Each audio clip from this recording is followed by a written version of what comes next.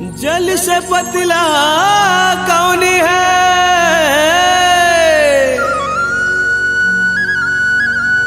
कौन कपट से काली,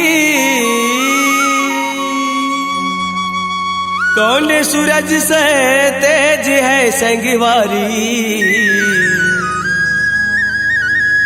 कौन भूमि से भारी।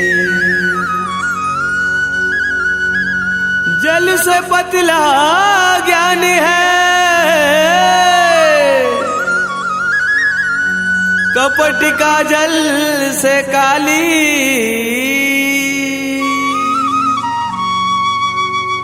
सूर्य से तेज क्रोध है संतो, पाप भूमि से भारी।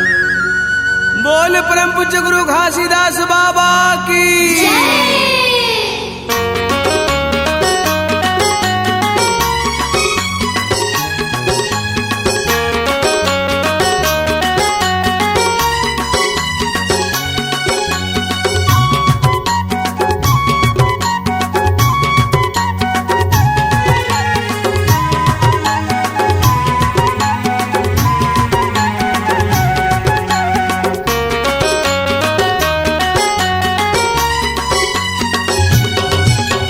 सत्य के अमृत धार सबे संते नहालोगा, मिट जाही जितन के आस सत्य नाम गालोगा। वही सत्य के अमृत धार सब संत नहालोगा, मिट जाही जितन के आस सत्य नाम गालोगा। जन भूलो जी गुरु के वाणी अगम लीला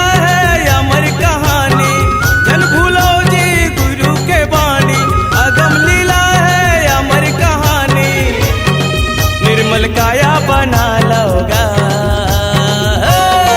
वही सत्य की अमृत धार सब संत नहालोगा, मिट जाही जितन के आस सत्य नाम गालोगा।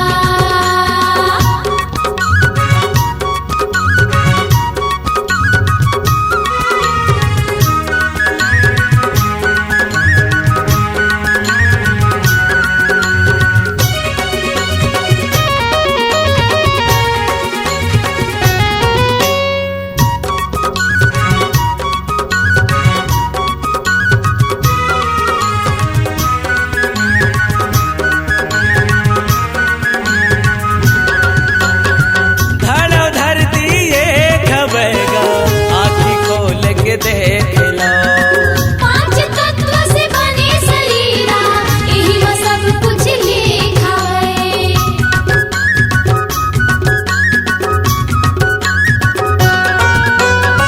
धड़ो धरती ये खबेगा, आँखी खोल के देख लो। पांच तत्व से बने शरीरा, यही वो सब कुछ लिखा है। रंग जा दीदी वो गुरु के रंग माँ, जा भैया गा गुरु के रंग माँ, रंग जा दीदी वो गुरु के रंग माँ, रंग जा भैया गा गुरु के रंग माँ, सबके रंग में रंगा लोगा। वही सत्य की अमृत धार सब संत नहालोगा, मिट जाही जितन के आस सत्य नाम गालोगा।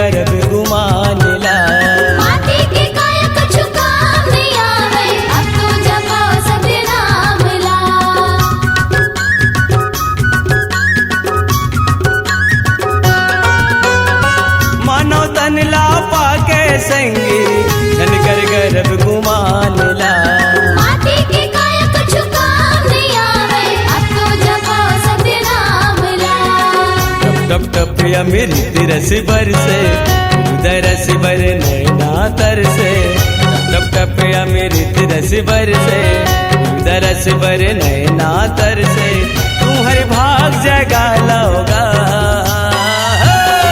वही सत्य की अमृत धार सब सत्य नहा लोगा मिट जाही जीतन के आस सत्य नाम गा लोगा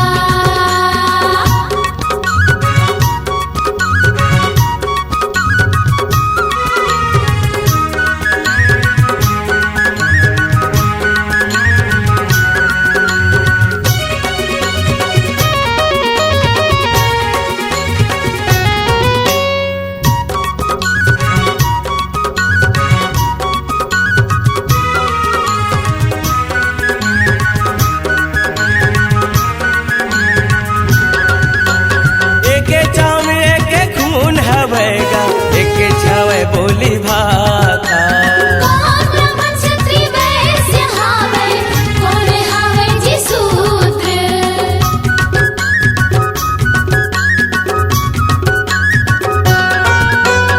एक चामी एक खून हवेगा एक छवे बोली भाता कौन ब्राह्मण क्षत्रिय वैश्य हावे कौन हावे जी शूद्र चारों वरण है तोरे शरीर माँ माटी माँ काया घुर जाही पल माँ चारों वरण है तोरे शरीर माँ माटी माँ काया घुर जाही पल माँ मन के भरम मिटा लोगा